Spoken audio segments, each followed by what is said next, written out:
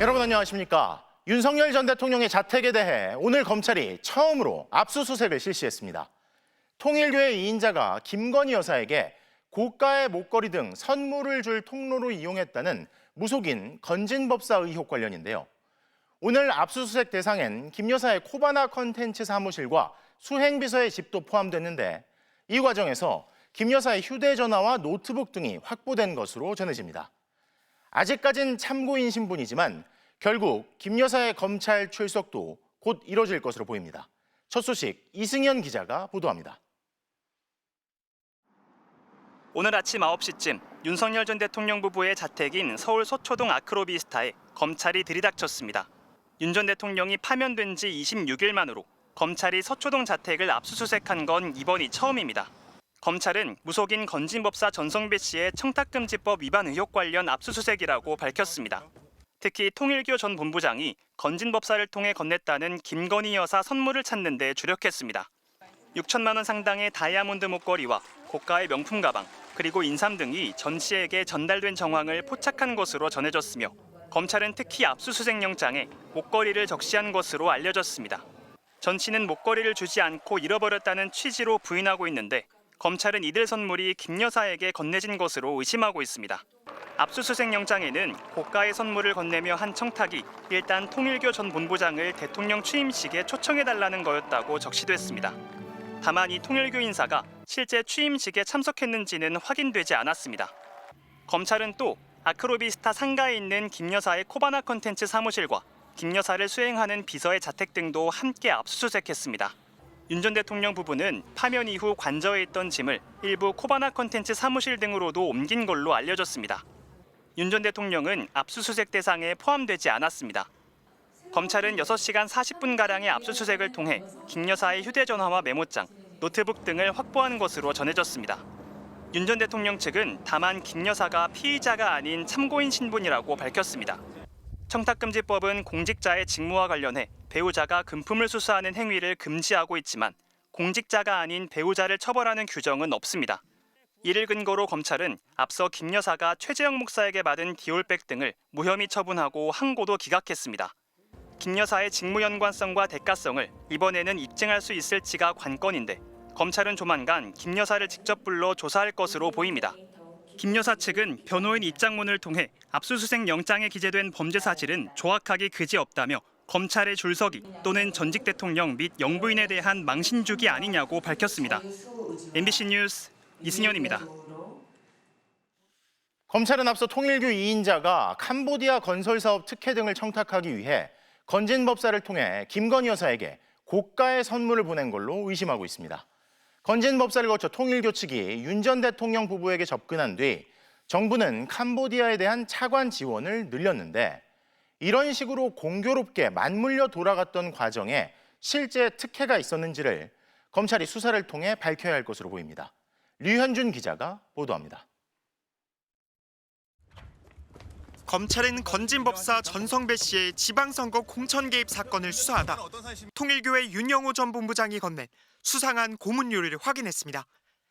그리고 지난해 12월 윤 전 본부장의 서울과 아산 자택 그리고 집무실을 압수수색해 김건희 여사 선물을 전달한 정황도 포착했습니다. 검찰은 당시 통일교의 2인자가 윤석열 전 대통령 부부를 만나기 위해 건진법사를 통한 것으로 보고 있습니다. 전 씨는 검찰 조사에서 윤 전 본부장에게 어떤 자문을 해줬느냐는 질문에 자문해준 건 없다고 인정했습니다. 전 씨는 2014년 김건희 여사의 코바나 컨텐츠 고문을 맡았고 지난 대선에선 윤석열 후보 선거대책위원회에서 활동하고 서울 양재동의 비밀 캠프를 주도했다는 의혹도 받고 있습니다. 검찰은 통일교가 당시 캄보디아에 추진한 아시아 태평양 유니온 본부 건립을 위해 윤 전 대통령 부부에게 정부의 공적개발 원조 지원을 청탁한 게 아닌지 의심하고 있습니다.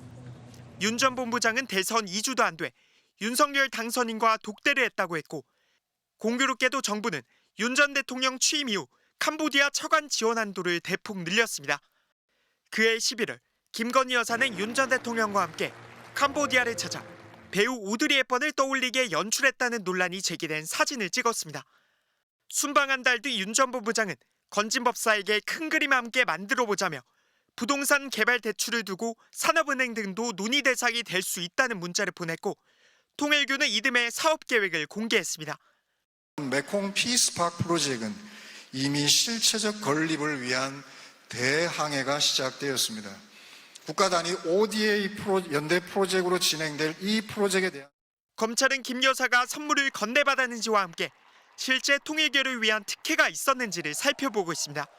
대통령실과 외교부, 기획재정부 관계자들을 불러 캄보디아 차관 지원을 확대한 경위를 조사하는 방안도 검토 중인 걸로 전해졌습니다.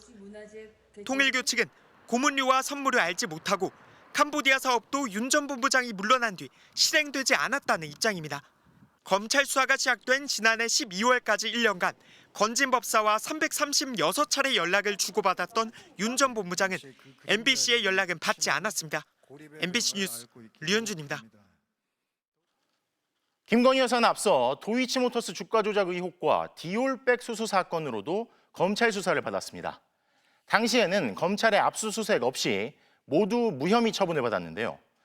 하지만 윤석열 전 대통령 파면 이후 검찰 수사 강도가 달라진 것으로 보입니다. 박솔립 기자의 보도입니다. 검찰의 압수수색 대상에는 김건희 여사가 운영한 코바나 컨텐츠 사무실도 포함됐습니다. 2022년 9월 김 여사가 최재형 목사로부터 디올백을 받았던 곳입니다. 김 여사는 청탁금지법 위반과 뇌물수수 혐의 피의자로 검찰 수사를 받았습니다.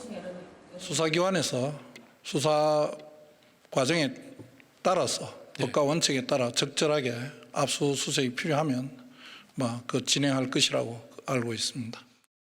하지만 검찰은 압수수색이나 계좌 추적을 하지 않았습니다. 디올백도 임의 제출 형태로 받았습니다. 검찰은 혐의가 없다고 보고 김 여사를 불기소 처분했습니다. 김 여사의 도이치모터스 주가 조작 의혹 수사 때도 검찰의 강제 수사는 없었습니다. 김 여사 휴대폰도 컴퓨터도 압수수색하지 않았습니다.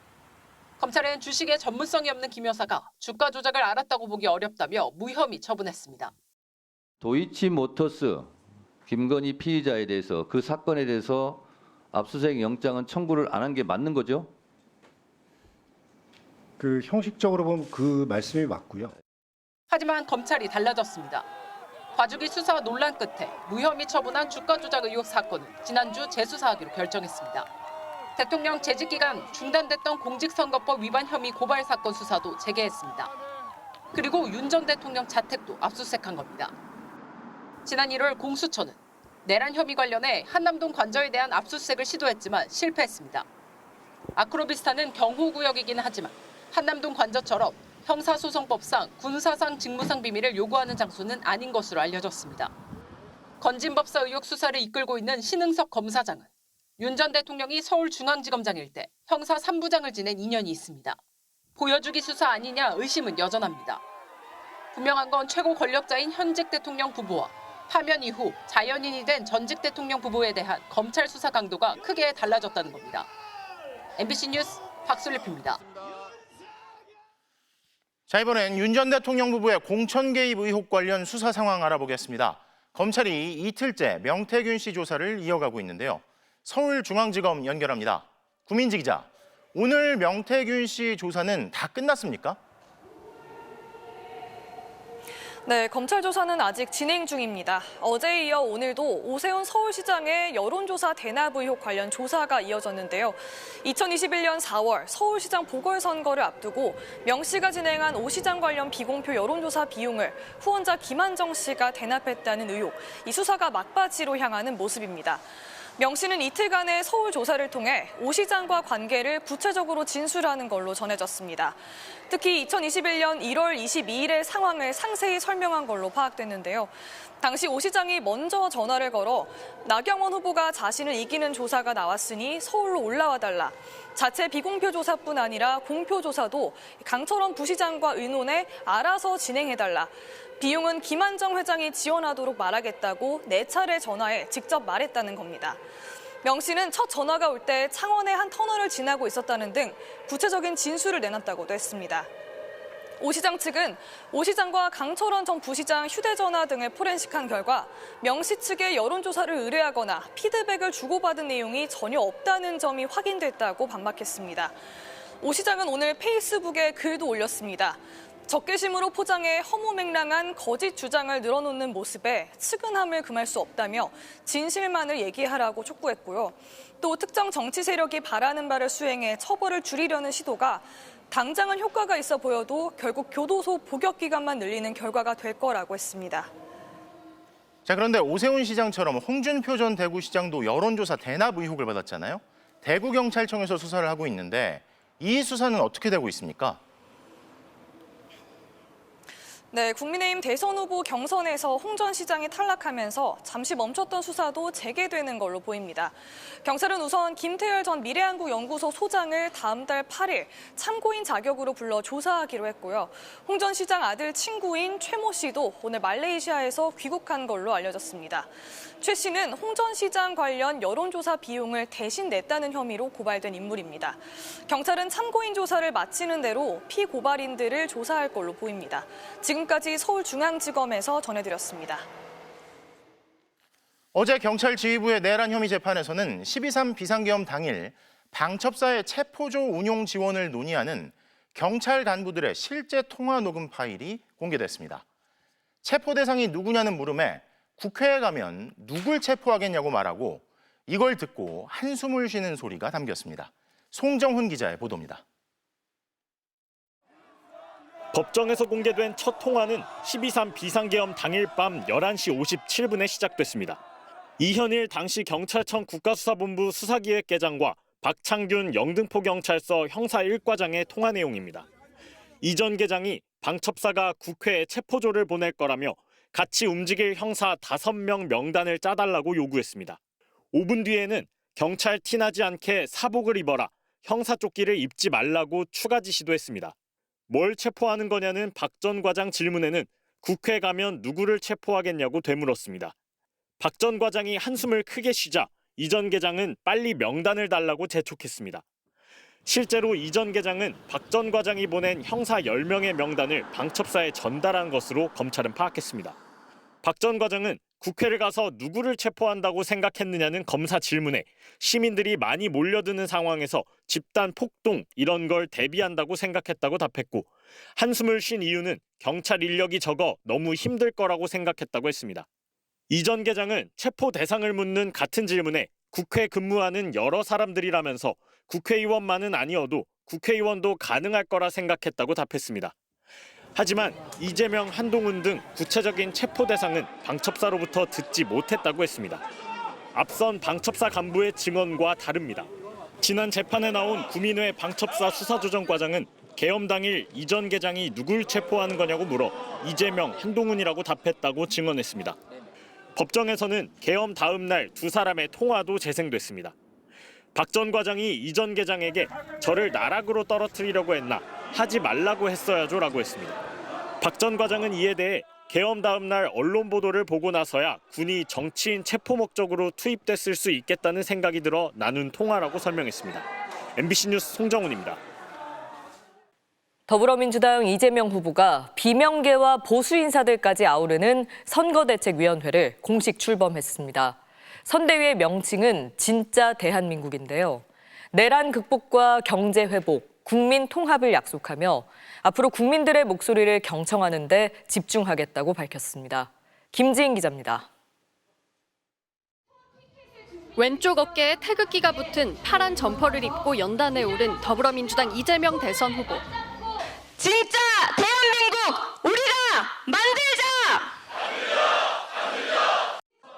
민주당의 승리를 넘은 국민 모두의 승리를 외치며 국민 통합을 전면에 내세웠습니다. 지난 과거나 이념과 사상, 진영 이런 것들에 얽매여서 분열과 갈등을 반복할 여유도 시간도 없습니다. 우리 안의 갈등과 대립은 한가하고 사소한 일일지도 모릅니다. 진보와 보수, 진영과 계파를 뛰어넘는 통합의 정신을 선대위 구성으로 보여주려 했다는 게 민주당 측 설명입니다. 김영삼 정부 때 환경부 장관을 지낸 보수 책사 윤여준 전 장관이 상임 총괄 선대위원장을 맡았습니다. 제 능력이 많이 부족하고 경험도 부족합니다만 이재명 대표님을 돕는 일에 최선을 다하겠습니다. 이명박 정부의 이석연 전 법제처장, 윤석열 캠프 출신 이인기 전 새누리당 의원, 박희친, 유승민계, 권오을 전 한나라당 의원 등 보수 인사들이 국민대통합위원장을, 비명계 대표주자인 박용진 전 의원과 임종석 전 비서실장은 각각 국민화합위원장과 평화번영위원장을 맡았습니다. 문재인 정부에서 코로나19 방역을 이끈 정은경 전 질병관리청장, 노무현 정부 첫 법무장관인 강금실 전 장관, 경선 라이벌이었던 김경수 전 경남지사와 김부겸 전 총리, 김동명 한국노동조합 총연맹 위원장도 총괄 선대위원장단에 합류했습니다. 김경수의 꿈이 이재명의 꿈입니다. 이재명의 꿈을, 우리 이재명 후보의 꿈을 대한민국 국민 모두의 꿈으로 함께 만들어 갑시다. 선대위는 핵심 과제로 경청과 현장을 내걸었습니다. 이 후보는 당장 오늘부터 첫 민생 일정으로 퇴근 시간 서울 구로에서 20대에서 40대 직장인들을 만납니다. 이어 노동절인 내일은 종로 포장마차에서 배달라이더와 택배기사 등을 만나 현장 목소리를 들은 뒤 경기 포천, 연천 등 경기 북부를 시작으로 지역 순회 일정에 나설 계획입니다. MBC 뉴스 김지인입니다. 인 것처럼 이재명 후보의 진짜 대한민국 캠프는 진보와 보수, 친명계와 비명계를 아우르는 통합에 방점을 뒀습니다. 합류한 인사들의 화려한 면면만큼이나 그 각오도 남달랐는데요. 각양각색 다양한 이유를 들었지만 이들의 공통된 목소리는 내란 종식이었습니다. 신수아 기자가 보도합니다. 선대위 출범식에서 가장 눈에 띈 건 강금실 전 법무장관과 정은경 전 질병관리청장이었습니다. 정치권과 오랜 시간 거리를 두던 이 두 사람을 다시 불러낸 건 다름 아닌 12.3 내란 사태였습니다. 지금 국민들께서 굉장히 불안하시고 절박한 심정으로 이 선거를 지켜보고 계십니다. 일상 속에서 내란과 싸우고 계십니다. 코로나19를 이겨낸 영웅은 화가 났다고도 했습니다. 국민들께서 오랜 기간 동안 어렵게 만들어 오신 경제와 민주주의가 무너지는 것을 보고 굉장히 분노했습니다. 1호 헌법연구관으로 이명박 정부에서 법제처장을 지낸 이석연 공동선대위원장. 제 생애 처음이자 마지막으로 대선판에 뛰어들었습니다. 그의 첫마디는 헌법이었습니다. 12.3 비상계엄 직후부터 헌정 중단을 야기한 윤석열 대통령의 탄핵이 필요하다고 주장해온 보수 원로답게 헌법을 나침반 삼아 국민 통합을 이뤄내자고 했습니다. 헌법이 국민 통합의 나침반이 되어야 한다. 후보에게도 조언도 하고 또 혹시라도 여기서 벗어나면 미안합니다. 승소하겠습니다. 더불어민주당은 오만하지 않고 겸손하고 절박한 태도로 임하겠다고 거듭 다짐했습니다. 국민들에게 뭘 요구하기보다는 우리 국민들께서 뭘 원하시는지를 듣는 방향으로 경청, 국민들의 목소리를 듣는 선거로 가자. 코로나 영웅과 보수 인사, 친노, 비명계까지 뭉친 이재명 선대위. 내란 종식과 국민 통합을 내걸고 34일간의 대장정에 돌입했습니다. MBC 뉴스 신수아입니다. 국민의힘 최종 경선 후보로 선출된 김문수, 한동훈 후보는 당장 오늘 밤 1대1 토론을 앞두고 있는데요. 최종 국민의힘 후보 발표까지 딱 3일 남은 초단기 승부. 김문수 후보는 당심, 한동훈 후보는 민심 잡기에 주력하고 있습니다. 이문현 기자입니다. 국민의힘 최종 경선을 3일 앞두고 김문수, 한동훈 두 캠프의 전략은 사뭇 달랐습니다. 김문수 캠프는 당내 확장에 방점을 뒀습니다. 4강에서 탈락한 홍준표 캠프의 핵심원 4명이 김문수 캠프에 합류했고 앞서 8강에서 고배를 마신 나경원 후보도 김문수 지지를 선언했습니다. 전직 국회의원 209명, 윤석열 전 대통령 탄핵에 반대했던 국민의힘 당협위원장 50명까지 탄핵 반대파들을 중심으로 김문수 캠프는 세력을 부쩍 키웠습니다. 김 후보는 정계 은퇴를 선언한 홍준표 후보에게도 거듭 러브콜을 보내며 당심 잡기에 주력했습니다. 제가 전화를 계속 드리는데 전화가 꺼져 있고 국민을 더욱 행복하게 모시는 그런 역할을 한참 더 하셔야 된다고 생각합니다. 한동훈 캠프는 김문수 캠프의 확장은 탄핵 반대파의 결집일 뿐이라고 평가했습니다. 대신 한동훈 후보는 학자금 상환 대출을 최대 12개월까지 미뤄주는 등 청년 지원 정책, 근로소득세 인하, 상속증여세 개편과 서울 부동산 규제 완화 등 중산층 성장 정책, 5년간 200조 원을 투자해 AI 생태계를 구축하겠다는 AI 3대 강국 비전까지 전방위 공약을 쏟아냈습니다. 이재명 후보를 이기려면 민심이 더 중요하고 당신과 민심은 결국 함께 갈 거란 겁니다. 당신과 민심이 어떤 식으로 이재명을 이기기 위해서 형성되고 있는지 좀 명확하게 봐야 되고요. 두 후보는 오늘 밤 경선 마지막 1대1 토론을 벌입니다. 국민의힘은 토론회 이후 내일과 모레 이틀간 국민 여론조사와 당원 투표를 거쳐 이번 주 토요일 최종 후보를 확정합니다. MBC 뉴스 이문현입니다. 한덕수 국무총리의 대선 출마가 임박했다는 전망이 나오는 가운데 한 총리는 오늘도 별다른 입장을 밝히지 않았습니다.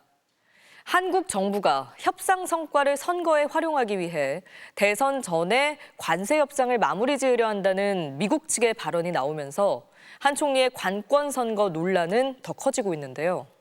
한 총리가 국정원 출신 인사들로 대선 상황실을 꾸렸다는 의혹도 제기됐습니다. 강현섭 기자입니다.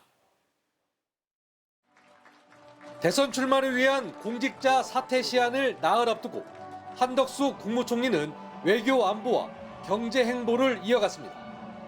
오전에는 존 펠란 미국 해군성 장관을 만나 조선업 지원책을 논의하더니 오후에는 중소기업 중앙회를 찾았습니다. 여러분이 체감할 수 있도록 결과 중심으로 규제 혁신을 끊임없이 추진해 나갈 것입니다. 규제 개혁을 약속하는 자리였지만 돌아온 답변은 사실상 대선 출마를 전제로 한 덕담이었습니다. 어느 자리에 계시든 지금까지의 마음처럼 한국 경제와 중소기업을 위해 할 일을 꼭 해주시고 건승하시길 기원합니다. 더불어민주당에선 한 총리가 전직 국가정보원 인사들로 대선 대비 상황실을 꾸려 공작 정치를 벌였다는 의혹이 제기됐습니다. 국정원 출신으로 상황실을 구성해서 운영했다는 믿을 만한 정보를 가지고 있습니다. 누구인지도 때가 되면 밝히겠습니다. 특히 정세균, 이낙연 전 총리의 한덕수 캠프 합류설을 기사화되도록 흘린 것이 대표적인 공작이었다고 주장했습니다. 또 미리 사직한 총리실 참모들이 캠프를 꾸린다면 공무원 때 선거를 준비한 게 명백한 만큼 직권 남용이라고도 경고했습니다. 한국 등이 대선 전에 관세 협상을 마무리 지으려 한다는 미국 재무장관의 발언을 두고도 한 총리가 관권 선거를 해왔다는 증거라고 비판했습니다. 국정을 자신의 출마 간보기 도구로 이용하고 국익마저 대권 띄우기에 이용해온 한덕수 대행이 이제 법까지 무시하는 지경에 이른 것입니다. 한 총리가 내일 오후 총리직에서 사퇴하고 이후 대선 출마를 선언할 예정인 것으로 알려진 가운데 한 총리가 이낙연 전 총리에게 먼저 만나자고 제안한 것으로 파악됐습니다. 출마 선언에 앞서 새 규약과 함께 단일화를 위한 사전 정지 작업에 나선 걸로 보입니다. 가능성 중 하나였던 한덕수 출마가 3주 만에 현실로 다가오면서 보수진영 대선 구도가 크게 출렁일 전망입니다. MBC 뉴스 강현섭입니다. 한덕수 국무총리가 대선에 출마하면 국민의힘 후보와 단일화에 나설 거라는 전망이 많은데요. 국민의힘 지도부나 경선 후보들마저 너무나 쉽게 단일화 이야기를 꺼내고 있지만 당원권 침해나 형평성 문제 등 적지 않은 논란이 일 것으로 보입니다. 이기주 기자가 보도합니다. 단일화를 위해 한덕수 국무총리가 풀어야 할 첫 번째 숙제는 형평성 논란입니다. 국민의힘 대선 후보는 최대 3억 원의 기탁금을 내고 경선에 출마해 당원들의 선택을 받아 선출됩니다. 민주적인 방법으로 후보를 뽑는 게 당원들의 당연한 권리인데 당적도 없는 한덕수 총리가 이런 절차 없이 최종 후보가 된다면 당원들의 권리가 침해되는 셈입니다. 지지율이 높다는 것만으로 갑자기 원샷 경선으로 해서 우리 당 후보랑 1대1 한다 그러면 공정성 시비 문제가 당연히 나올 수 있죠. 촉박한 시간도 문제입니다. 선 입당 후 단일화든 선 단일화 후 입당이든 한 총리가 국민의힘 선출 후보와 기호 2번을 놓고 단일화를 하려면 후보 등록 마감일인 5월 11일 이전에는 단일화를 성사시켜야 합니다. 내일 퇴임하고 모레 출마 선언을 하더라도 일주일 안에 단일화를 해야 한다는 얘기입니다. 만약 단일화가 안 되면 한 총리가 일단 무소속 후보로 등록한 뒤 추후 국민의힘 후보가 사퇴하는 방식을 거칠 수 있는데 이 경우 국민의힘 후보의 거센 반발이 예상됩니다. 선거 비용과 기호도 한 총리에겐 부담입니다. 한 총리가 무소속으로 나서면 법정 후원금 한도인 29억 원 이외의 비용은 모두 사재로 충당해야 합니다. 지난 대선에서 민주당과 국민의힘이 각각 400억 원 안팎의 선거 비용을 쓴 점을 감안하면 한 총리는 국민의힘의 재정적, 조직적 지원을 받아 기호 2번으로 대선을 치르는 것이 가장 현실적입니다. 그렇다 보니 입당부터 하라는 요구가 높아지고 있습니다. 우리 당 후보가 되어야만 우리 당이 당의 비용을 지불하면서 선거 차량도 만들고 선거 운동도 등록을 하고 무소속이나 다른 당이 되면 선거법상, 선거관계법상 그게 금지되어 있습니다. 다만 한 총리를 향한 당내 분위기는 막판 변수로 작용할 전망입니다. 국민의힘의 한 경선 캠프 관계자는 MBC에 지금은 단일화에 적극적이지 않은 분위기라며 이번 대선이 3파전으로 치러질 수도 있다고 말했습니다.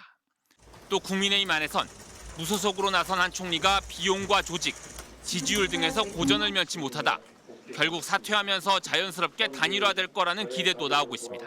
MBC 뉴스 이기주입니다.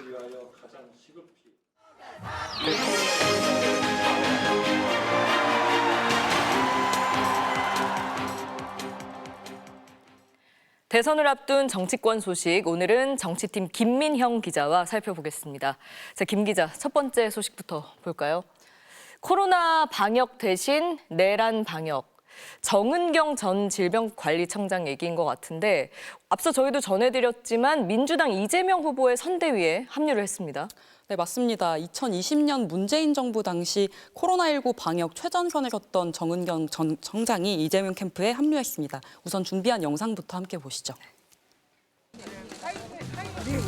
자, 덕분에 한번 합시다. 집에 오늘 가야죠. 코로나19 위기 때 불확실성 때문에 어려움이 많았지만 국민 여러분들이 방역당국을 믿어주시고 위기를 극복해 올 수 있었습니다.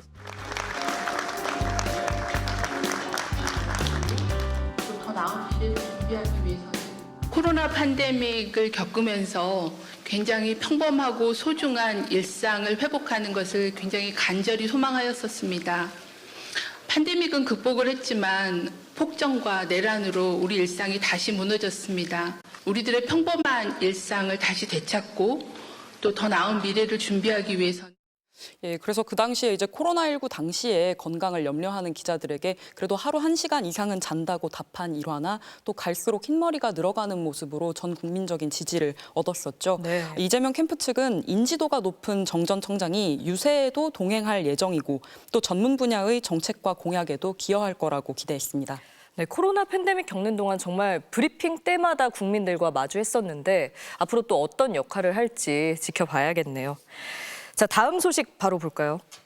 빛의 속도로 4층에서 6층으로. 이건 무슨 얘기입니까? 네, 이게 이제 서울 여의도의 한 건물 사진인데요. 네. 국민의힘 경선에서 탈락한 홍준표 캠프에 있었던 정치인들이 곧바로 김문수 캠프로 합류하면서 나온 말입니다. 먼저 들어보시죠. 김문수 후보께서 빅 단일화 빅텐트를 주창하시고 그것이 오늘 보수 후보의 유일한 승리의 방정식이라는 것은 제가 4층에 있다가 2층으로 올라와서 6층에서 함께 하게 됐습니다. 이제 이 선거 명당 건물에는 4층에 홍준표, 또 6층에 김문수, 9층에 한동훈 이렇게 세 캠프가 몰려서 입주해 있었는데요. 4층 홍준표 캠프에서 6층 김문수 캠프로 2개 층을 올라왔다는 얘기입니다. 네. 9층을 지키고 있는 한동훈 캠프는 추석날 가족끼리 편먹고 윷놀이를 해도 편을 위해서 최선을 다하는 법이다. 또 빛의 속도로 다른 캠프로 튀었다고 비꼬았습니다. 이제 탄핵 찬성 대 반대 구도가 유지되면서 탄핵 반대파가 김문수 캠프로 모인 건데요. 국민의힘은 경선 마지막까지 비상계엄과 또 탄핵에 대한 입장을 두고 정반대 입장이 맞붙게 됐습니다. 네, 마지막 소식 바로 이어서 보겠습니다. 한동훈의 거울 치료 후기. 이 거울 치료가 그거잖아요. 나랑 똑같이 행동하는 누군가를 보면서 이거 좀 문제구나 이렇게 고치게 되는 걸 말하는데 한동훈 후보가 거울 치료를 한 일이 있었나요? 이게 이제 쿠팡 플레이의 풍자 코미디 SNL에서 성대모사를 잘하는 유명 코미디언이 한동훈 후보가 상대를 이렇게 몰아붙이는 모습, 또 그대로 한 후보를 몰아붙여서 화제가 됐는데요. 네. 우선 한 후보의 오늘 출연 소감 한번 들어보시죠. 근데 거기 독하더라고요. 갔는데 아무것도 안 주고 처음부터 찍기 시작해서 그랬는데 재밌었고요. 눈앞에서 좀 과장해서 하시는 거겠지만 눈앞에서 저러면 좀 약 올릴 수 있겠다. 반성하자 이렇게 생각했어요. 이제 선거 때가 되면 정치인들이 예능 등 프로그램에 굉장히 출연을 통해서 평소에 보지 못했던 이런 친근한 모습을 선보이기도 합니다. 지난 대선 때도 윤석열 또 이재명 두 후보가 나란히 예능 프로그램에 출연을 하기도 했었고요. 조기 대선이라 선거 일정이 아무래도 짧은데 최종 주자들도 그런 기회가 있을지 기대해 보겠습니다. 네, 여기까지 듣겠습니다. 김민형 기자 잘 들었습니다.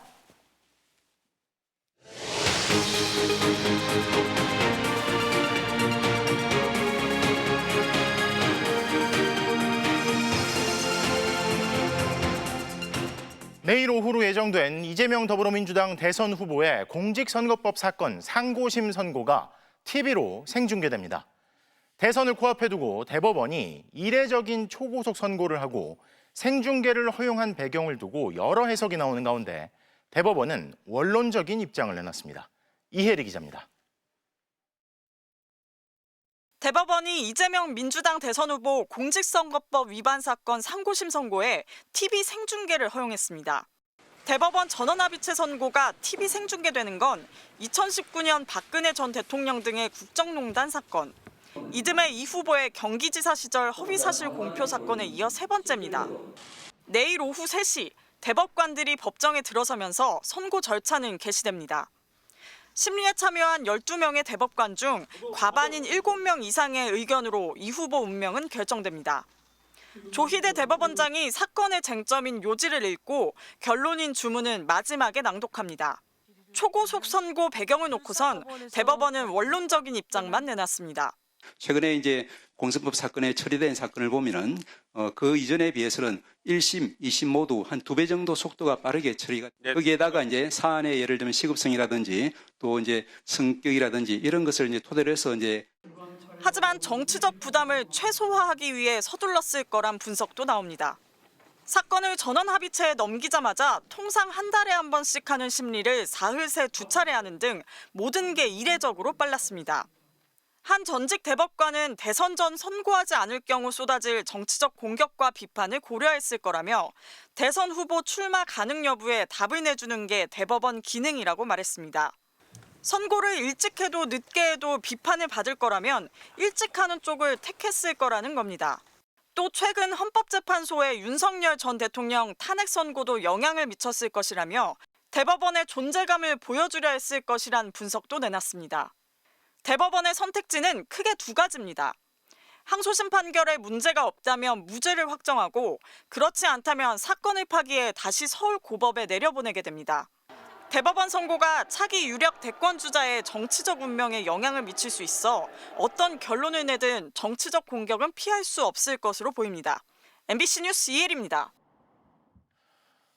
SK텔레콤이 해킹 공격으로 인해 최악의 경우 전체 회선 이용자 2,500만 명의 정보가 모두 유출됐을 가능성도 있다고 밝혔습니다. SKT 대리점의 유심은 바닥났고 아직 약정 위약금이 면제되지 않은 상황인데도 가입자들은 대거 다른 이통사로 이동하고 있습니다. 김윤미 기자가 보도합니다. 우려가 확인됐습니다. SK텔레콤은 이번 해킹 공격으로 이용자 모두의 유심 관련 정보가 유출됐을 가능성이 있다고 인정했습니다. 그러면 2,500만 명 가입자가 다 털렸다는 얘기인가? 그거에 대해서는 어떻게 생각하십니까? 최악의 경우 그럴 수 있다고 가정하고 준비하고 있습니다. 통신 역사상 최악의 해킹 사고라는 지적에 반박조차 못했고 유출된 데이터가 암호화돼 있지 않았다고 실토했습니다. 네트워크 쪽은 현재 암호화가 되어 있지 않은 부분이 많습니다. 그리고 저희도 그 부분에 대해서 굉장히 좀 반성을 하고 있고요. SK텔레콤의 유심 무상 교체 3일째. 이제 도심 매장 앞에는 긴 줄이 사라지고 유심 재고가 없다는 알림판이 붙었습니다. 그나마 구할 수 있는 곳은 공항입니다. 유심보호 서비스에 가입하면 해외 로밍이 안 되다 보니 여권과 비행기표가 있는 당일 출국자에게만 유심을 교체해주고 있습니다. 상황이 이렇다 보니 불안감에 통신사를 바꾸는 사람도 늘고 있습니다. SK텔레콤 가입자는 28일부터 사흘간 8만 명 넘게 줄었습니다. 번호 이동이나 많이 하고 오시나요? 평소보다요? 네. 당연히 평소보다 2배. 유심 변경해준다고 한 지 이제 3일이 지났는데도 아직도 유심이 왔다는 연락을 못 받아서. 통신사를 바꾸고 싶어도 약정 기간이 남아 위약금을 내야 하는 이용자들도 많습니다. 이 때문에 해킹당한 곳은 SK텔레콤인데 왜 소비자들이 위약금까지 내야 하느냐는 불만과 질타가 쏟아지고 있습니다. 가계부에서 법률 검토에서 문제가 없이 면제해도 된다 그러면 즉시 시행하겠어요? 저희 내부까지 같이 보아서 하겠습니다. 이용약관에 명시돼 있는데도 위약금 면제에 대해 말을 흐리던 SK텔레콤은 국회의원들의 질의가 반복되자 마지못해 검토하겠다고 했습니다. 법률적인 검토를 해서 그게 문제가 없다라고 된다면 저희들이 위약금 폐지 쪽으로 그쪽으로 하겠습니다. 해킹 사태 이후 대책도 설명도 부족했던 SK텔레콤. 국회는 위약금 면제 문제를 다시 묻기 위해 최태원 SK 회장을 다음 청문회 증인으로 채택했습니다. MBC 뉴스 김유미입니다. 그런데 이번 사태에 앞서 해킹에 대한 경고가 이미 있었지만 SKT는 이를 몰랐다고 밝혔습니다. 중앙 서버까지 침투한 악성 코드가 언제 들어왔는지도 확인되지 않고 있다는 점도 문제인데요. 해킹 사태를 내사 중이던 경찰은 전담 수사팀을 가동해 본격적인 수사에 착수했습니다. 이혜선 기자의 보도입니다. SK텔레콤 유심 해킹에 사용된 걸로 확인된 건 BPF 도어 악성 코드입니다. 해킹 공격을 받은 정황이 있는 SK텔레콤 서버에서 이 악성 코드 4종이 발견됐습니다. BPF 도어는 시스템에 몰래 뒷문을 만들어 데이터를 빼돌리는 수법인데 특히 몰래 숨어 있다가 특정 신호에만 활동해 탐지하기가 어렵습니다. 백신 같은 그런 탐지 프로그램이 돌면 작동을 안 하고 멈춘다는 얘기예요. 가만히 있어야지 움직이면 걸리니까. 그리고 정보를 밖으로 빼나가는 기능이 있는 거고. BPF 도어는 중국 기반 해킹 그룹이 많이 사용해온 걸로 알려져 있습니다.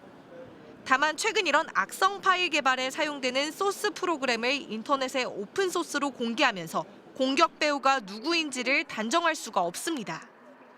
유심 정보가 있는 핵심 서버까지 침투하기는 쉽지 않은 만큼 악성 코드가 오래전에 침투했을 가능성도 제기되지만 아직 악성 코드 침투 시점조차 확인되지 않고 있습니다. 해외의 한 보안업체는 이미 지난해 7월과 12월에 한국 통신업계를 대상으로 BPF 도어 악성 코드가 사용됐다고 밝혔지만 SK텔레콤 측은 이 같은 사실을 인지하고 있지 못했습니다. 보안회사에서 작년 7월하고 12월에 한국 통신회사들 이거 대상이 될 거라고 경고한 거 알고 계셨습니까? 그전에는 몰랐고 이번 사태 통해서 그 경고했는데 왜 몰랐어요? 제가 보고받지 못했습니다. 죄송합니다. SK텔레콤 해킹 사건을 내사 중이던 경찰은 22명 규모의 전담 수사팀을 확대 편성해 본격적인 수사에 착수했습니다. 해킹에 내부 조력자가 있을 수도 있다는 의혹까지 모든 가능성을 열어두고 수사할 방침입니다. 전문가들은 내부 조력자 가능성은 크지 않지만 다양한 경로로 악성 코드가 중앙 서버에 심겼을 수 있다고 설명합니다. 자기가 당한지도 모르고 자기가 악성 코드를 갖고 있는 거예요. SK 시스템 홈 HSS 거기에다가 접속했다가 감염시켜버릴 수도 있는 거고. 경찰은 SK텔레콤 직원을 상대로 참고인 조사를 마쳤으며 현장 점검을 통해 관련 디지털 증거를 확보해 분석한 뒤 국내외 공조 체계를 가동해 해킹의 경위와 배후를 수사할 방침입니다. MBC 뉴스 이혜선입니다. 그런데 초유의 해킹 사태에 대해 정부 산하 정보보호 주관기관인 한국인터넷진흥원이 늑장 대응을 하고 사태의 무마에 치중했다는 의혹이 제기됐습니다. 윤석열 정부에서 파격 발탁한 검찰 출신 기관장을 두고서도 비판이 나오는데요. 이용주 기자가 보도합니다. SK텔레콤이 악성 코드를 처음 발견한 건 지난 18일 밤 11시 20분. 해킹 등 침해 사고가 발생하면 24시간 안에 신고해야 하지만 한국인터넷진흥원에는 거의 이틀 뒤 피해 사실을 알렸습니다. 그러나 진흥원은 이를 질책하기는커녕 신고 1시간 전에 SK텔레콤이 상황을 인지한 것처럼 발표했습니다. 오늘 국회 과방위 전체회의에서는 진흥원이 사태 수습보다는 무마에 힘을 실은 게 아니냐는 의혹이 제기됐습니다. S키사가 SKT의 법 위반 사실을 은폐하려 했다, 이러한 의혹도 지금 불거지고 있습니다. 고객 피해가 커지는 와중에 신고 접수 만 하루가 지나서야 SK텔레콤의 자료 보존을 요청하는 등 늑장 대응에도 질타가 쏟아졌습니다. 오늘로 8일이 경과했어요. 그런데 피해 규모, 대상 이런 것들이 지금 전혀 안 나오고 있는데 언제 전모가 밝혀집니까? 그거는 최선을 다해서 열심히 하겠습니다. 오류 발생 시 내부 대응 지침을 제출하라는 요구엔 엉뚱한 자료를 내기도 했습니다. 오류 판단에 대한 기준이 명시되어 있지 않았습니다. 없었던 거예요. 2,300만이 불안해하고 그 가족이 불안해하는 건데 그렇게 대충 답변하시면 어떡합니까? 초유의 해킹 사태에도 과기부 산하 정보보호 주관기관인 인터넷진흥원의 부실 대응 정황이 속속 드러나면서 이상중 원장의 자질 논란도 다시 불거졌습니다. 지난해 1월 취임한 이 원장은 검찰 수사관 출신입니다. 윤석열 전 대통령과는 서울중앙지검, 대검찰청 등에서 함께 근무한 기간이 겹칩니다. 검찰 재직 시절 막바지까지 5급 수사관에 불과했던 이 원장이 단숨에 차관급 기관장으로 파격 발탁됐을 때부터 뒷말이 무성했습니다. 윤석열 정권의 보훈 인사로, 측근 인사로, 낙하산 인사로 내려왔는데 이렇게 엄중한 국가적 재앙이 발생했잖아요. 결국 인사 실패가, 정치적 인사가 어떻게 국민 피해로 직결되는지 지금 국민이 보고 있는 겁니다. 인터넷진흥원장은 임기 3년이며 이상중 원장은 오는 2027년 1월까지 재임할 예정입니다. MBC 뉴스 이용주입니다. 서울 미아동의 마트에서 흉기 난동 사건이 벌어진 지 일주일 만에 경기도 하남시의 한 마트에서 또 흉기 난동 사건이 발생했습니다. 이번에도 마트 점원이 피습돼 크게 다쳤는데 시민들의 불안이 커지고 있습니다. 송서영 기자입니다.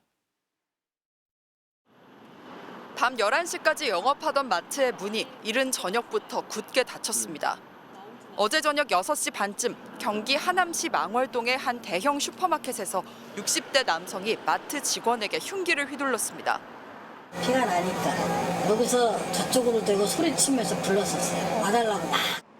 흉기에 목을 다친 50대 여성 직원은 병원으로 옮겨져 봉합 수술을 받았는데 생명에는 지장이 없는 상태로 알려졌습니다. 남성은 이곳 마트 앞에서 술을 마시다가 직원이 제지에 나서자 범행한 것으로 전해졌습니다.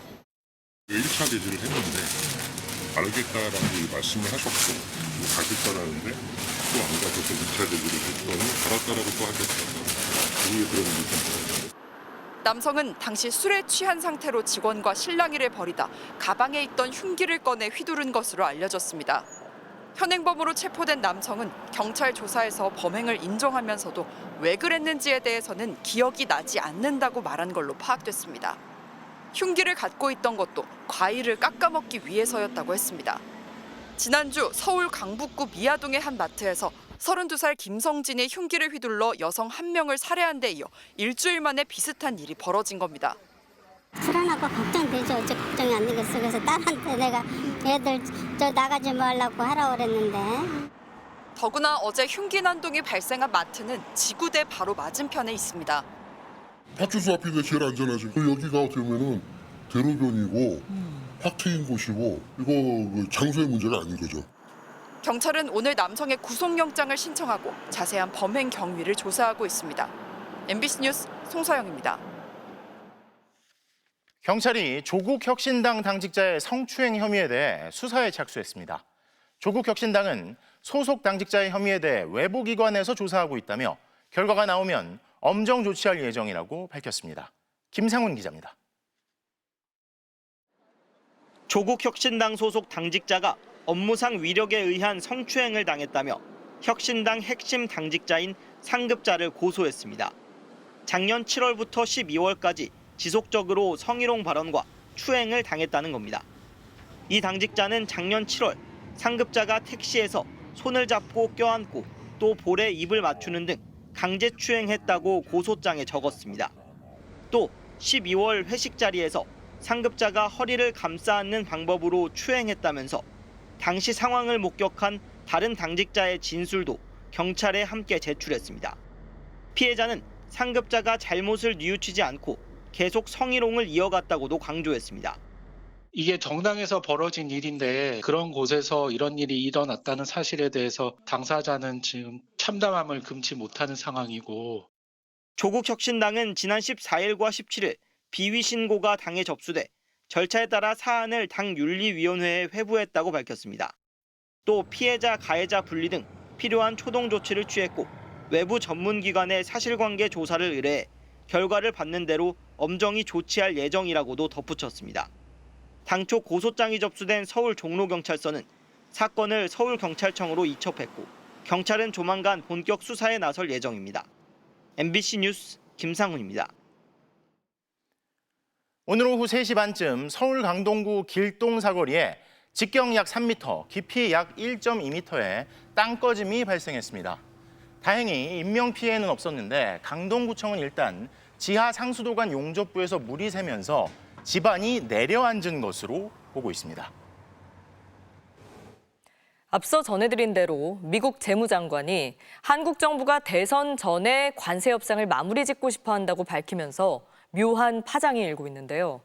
우리 정부는 사실이 아니라고 강력히 부인하고 있습니다. 미국 측의 발언 어떻게 봐야 할지 김건휘 기자가 따져봤습니다. 스콧 베선트 미국 재무장관의 발언은 트럼프 대통령 취임 100일 경제 성과를 설명하는 백악관 브리핑에서 나왔습니다. 한국은 관세 협상에 가장 적극적인 나라 중 하나라며 협상 윤곽이 드러나고 있다고 자평했습니다. I can see the contours of a deal with the Republic of Korea coming together. 한국의 6월 대선으로 관세 협상을 7월까지 성사시키기 어렵지 않냐는 질문이 나오자 오히려 그 반대라고 말했습니다. 한국, 일본, 캐나다 같은 나라들은 선거 전에 무역협정의 틀을 마련하기를 원한다고 주장했습니다. 게다가 이들 정부가 협상을 마무리한 뒤 선거에 활용하려는 모습도 확인했다고 강조했습니다. So we are finding that they are actually much more keen to come to the table, get this done, and then go home and campaign on it. 7월까지 상호관세 시행을 미뤄두고 이른바 줄라이 패키지로 협상을 마무리한다는 정부의 설명과 배치되는 내용입니다. 이 때문에 한덕수 권한대행이 대선 출마와 연계해 관세 협상을 졸속으로 이용하려던 것 아니냐는 비판이 쏟아졌습니다. 정부는 바로 해명 자료를 내고 대선 전에 통상협상 마무리를 언급한 사실이 전혀 없다고 반박했습니다. 100일을 갖다 홍보하는 자리이기 때문에 준비된 답변이라기보다는 국내용으로 말씀을 좀 하신 거 아닌가라고는 추정을 하고 있고요. 미국이 내부 여론을 의식하면서 한국 등의 조속한 협상 타결을 압박하려는 속내가 드러났다는 분석도 나옵니다. 베센트 장관이 한국이 빨리 와서 협상을 먼저 매듭 지어라라고 압박을 하는 것으로 보이고요. 상대국 흔들기로 협상을 주도하려는 미국 측의 의도적 발언인지 성과를 과시하려던 실언인지 논란은 계속될 전망입니다. MBC 뉴스 김건희입니다. 오늘 재계에선 트럼프 대통령의 아들 트럼프 주니어의 방한이 화제가 됐습니다. 여러 기업 총수들이 트럼프 주니어가 묵고 있는 호텔을 잇따라 찾았는데요.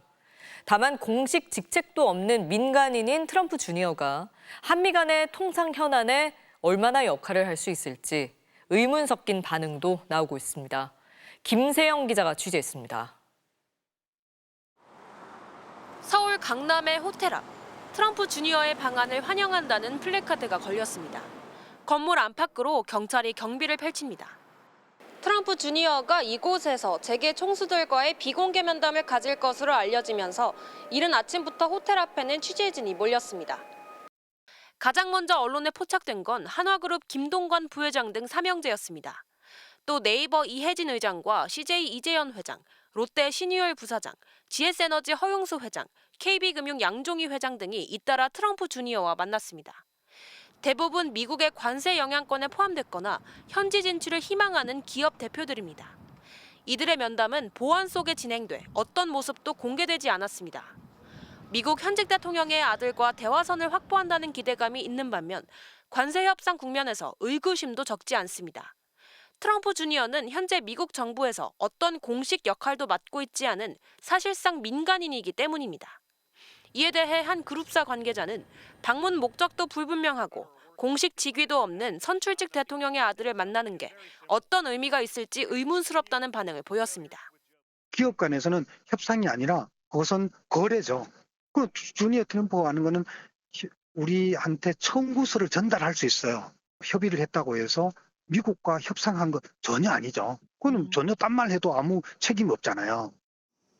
특히 한덕수 권한대행의 대선 출마마저 기정사실화되면서 정부의 컨트롤 타워 기능이 부재한 지금 기업들이 각자 도생하듯 대처할 경우 혼선이 불가피하다는 지적도 나옵니다. 신세계그룹 정용진 회장의 초청으로 방한한 트럼프 주니어는 오늘 밤 전용기를 타고 미국으로 돌아갑니다. MBC 뉴스 김세영입니다. 각종 여론조사에서 초라한 100일 성적표를 받아든 트럼프 미국 대통령. 언론관에 대한 비판 여론도 높은데요. 자신을 비판하는 출입기자는 쫓아내고 전용기도 못하게 하면서 보수적 뉴미디어를 기자실로 불러들였고 이 기자들은 자신들이 진짜 저널리스트라며 트럼프 옹호 기사를 쏟아내고 있습니다. 이들과 트럼프의 공생관계를 전봉기 기자가 들여다봤습니다. 백악관 웨스팅 1층의 기자실. 50석밖에 없는 기자실에 새 주인들이 들어왔습니다. Starting today, this seat in the front of the room will be called the new media seat. 보수적 뉴미디어에 자리를 준 트럼프 대통령은 대신 자신의 방침에 따르지 않는다고 유력 통신사인 AP의 출입을 정지시켰습니다. 특히 우리에게도 익숙한 언론 통제인 전용기 탑승 금지까지 시켰습니다. 대신 기자실 맨 앞을 차지한 보수 뉴미디어 기자들. 질문도 전에 들어보지 못한 것을 하기 시작했습니다. Will you guys also consider releasing the president's fitness plan? He actually looks healthier than ever before. 트럼프 대통령을 만나면서 왜 양복을 입고 오지 않았냐고 젤렌스키 우크라이나 대통령을 호통친 것도 이들이었습니다. 백악관 기자실을 바꿔놓은 보수 뉴미디어 기자 중 한 명에게 CNN 기자가 질문을 던졌습니다. Do you consider yourself a journalist? Yes. Tell me. Seems like you took a little. 보수 뉴미디어는 트럼프를 지지한 노동자층 등 다수의 목소리를 대변한다며 오히려 기성 언론이 중립을 표방하면서 민주당만 돕는 위선자라고 비판합니다. Our bias is for our audience, which is the working class of America, the people who want to put this country first. 다수 여론을 반영하니 진정한 언론이라는 주장. 그럼 언론의 또 다른 사명인 권력 감시, 즉 트럼프를 비판해 볼 수 있냐고 물어봤습니다. So far in this administration, you've disagreed with. I'm not going to let me put some thought into that for a second. I'm just overwhelmed with how well I perceive things to be going. 보수 뉴미디어들은 기성 언론에 대한 불신이 깊어진 것도 자신들의 필요성이라고 말합니다. 하지만 갤럽의 조사를 보면 보수적인 공화당 지지자들의 언론 불신도는 60% 가까이 올라간 반면 민주당 지지자들은 6%로 낮아 기성 언론을 여전히 신뢰하는 계층도 많습니다. 보수 뉴미디어 중엔 구독자가 10만 명을 넘는 것도 있지만 1,600만 명이 넘는 CNN 등과는 비교가 안 됩니다. 트럼프의 건강 비결을 질문한 닌델 TV의 경우 구독자 수가 단 300여 명입니다. 그런데도 트럼프는 이들에게 취재 기회를 더 많이 줘서 정권 홍보를 하게 하는 공생을 이어가고 있습니다.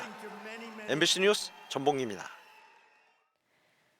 젊은 사업가부터 노인, 주부 등 남녀노소 100여 명이 연인 행세를 하며 돈을 뜯어내는 일명 로맨스 스캠에 당했습니다.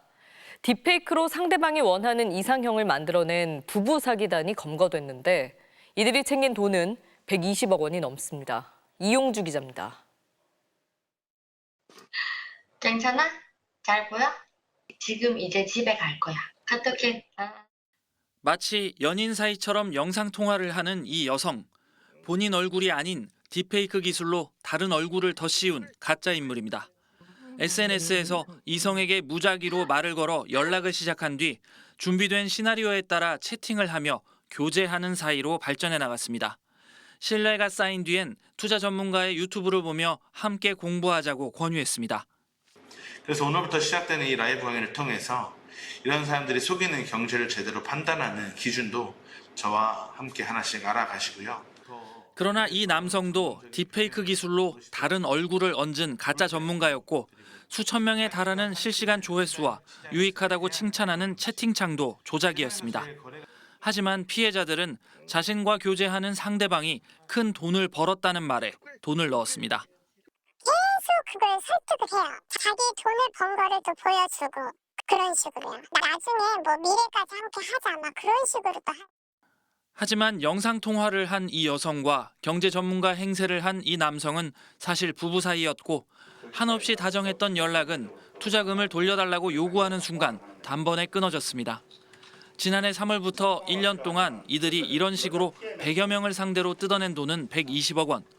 기업체 사장과 주부, 노인, 장애인까지 한 명당 적게는 수백에서 많게는 8억 원 넘는 피해를 입었습니다. 그다음에 남녀노소 뭐 다 가리지 않습니다. 예. 누구든지 얼마든지 그 비슷한 연령대에 맞춰주면 되니까 얼굴과 이걸. 경찰은 로맨스 스캠 조직 인사팀장 등 10명을 구속하고 35명을 입건하는 한편 캄보디아 당국에 구금된 총책이자 가짜 투자 전문가 30대 강모 씨와 영상통화를 담당했던 강 씨 아내의 송환 절차를 진행하고 있습니다. MBC 뉴스 이용주입니다. 서울 시내버스 노사 임금 협상이 결렬되면서 노조가 오늘 하루 준법 운행에 나섰습니다. 출근길 버스 운행이 다소 지연됐지만 큰 혼란은 없었는데요. 통상임금을 두고 노사가 팽팽하게 대립하는 가운데 협상 타결이 늦어지면 노조는 파업 돌입을 검토할 방침입니다. 이지은 기자입니다. 안전운행 팻말을 단 시내버스가 정류장으로 들어옵니다.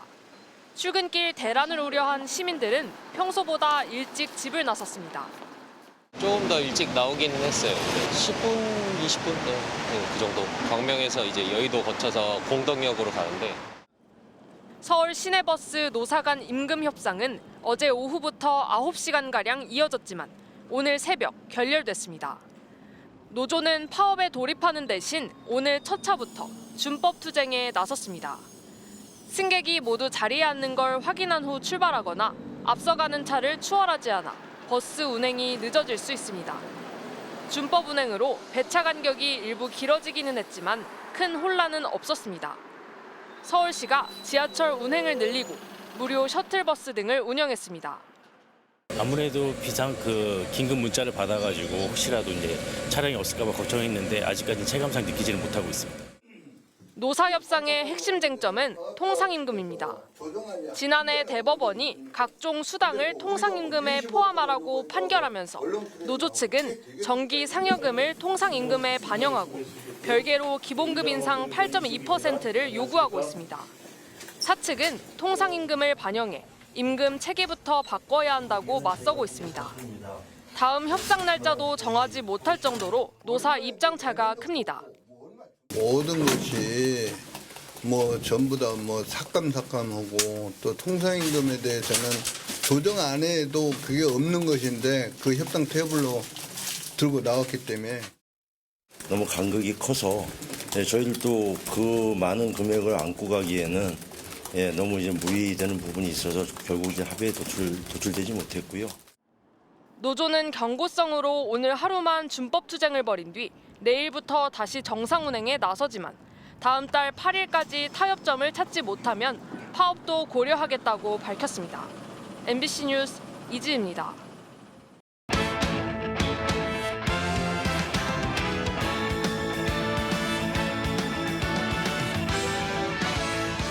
수요일 밤 스포츠 뉴스입니다.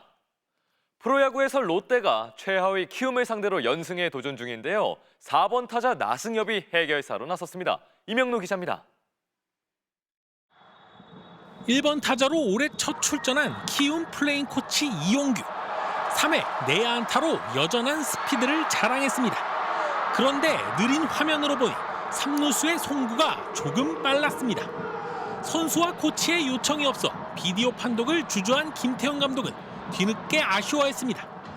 당사자인 1루수 나승엽이 아쉬움을 지웠습니다. 곧바로 4회 역전 투런포를 터뜨려 김태형 감독을 다시 미소 짓게 했습니다.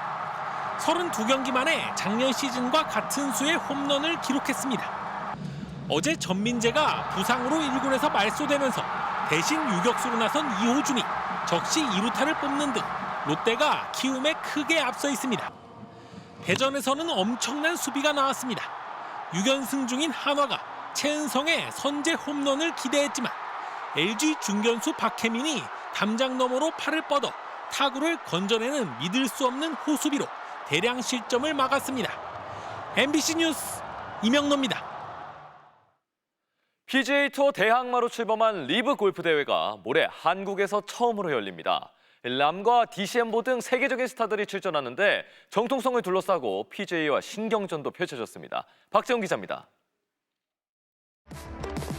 3년 전 사우디 자본을 등에 업고 출범한 리브 골프.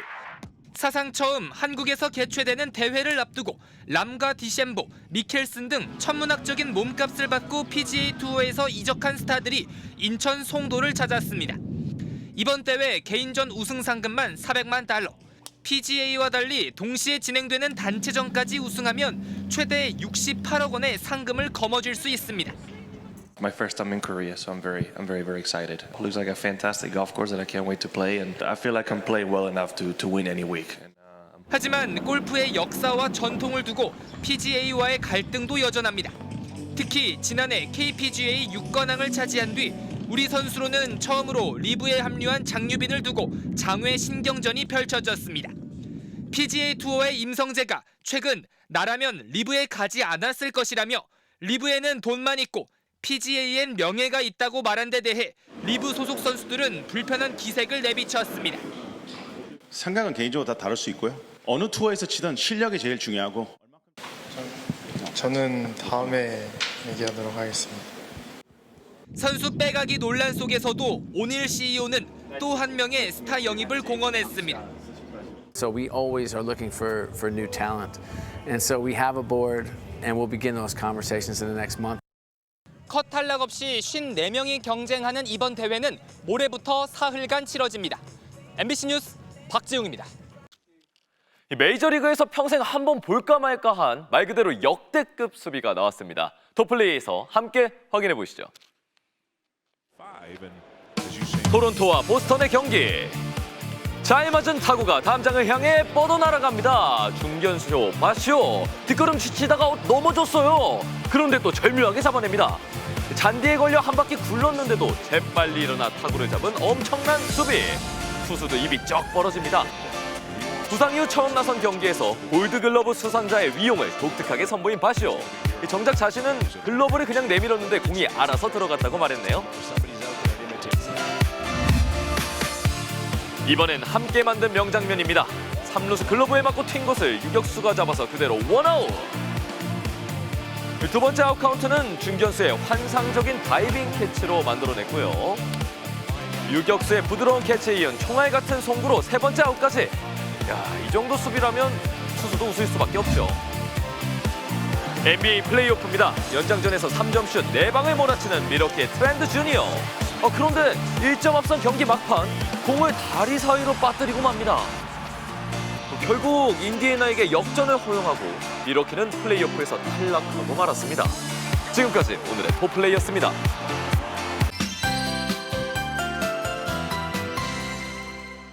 오늘은 때이른 더위가 나타났습니다. 안성, 양성면은 30도 가까이 올랐고요. 서울도 25.8도로 초여름 더위가 나타났습니다. 봄꽃들은 한층 더 화사하게 피어났고요. 초록빛 나무들과 어우러지고 있습니다.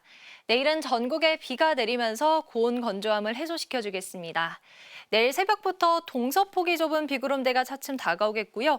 오전에 서쪽을 시작으로 오후엔 전국 대부분 지방에서 비가 내리겠습니다. 특히 시간당 10에서 20mm 안팎의 강한 비가 내리는 곳이 있겠습니다. 예상 강우량을 보시면 경기 북서부에 20에서 60mm, 서울과 경기 남부, 남해안 부근에 10에서 50mm, 그 밖의 지방에 10에서 40mm 안팎의 다소 많은 비가 내리겠고요. 비가 내리면서 벼락이 치고 돌풍이 불 수 있겠고 일부 지역은 쌀하구박이 떨어지는 곳도 있겠습니다. 기온 전망을 보시면 내일은 서울의 낮 기온 18도로 오늘보다 7도가량 낮아지겠고요. 주말엔 전국에 또 비가 내리면서 15도 안팎까지 떨어지겠습니다. 내일은 전국에 차츰 비가 내리겠고요. 서해안과 강원 산지를 중심으로는 바람이 강하게 불겠습니다. 날씨였습니다. 수요일 뉴스데스크 오늘 순서 여기까지입니다. 시청해주신 여러분 고맙습니다.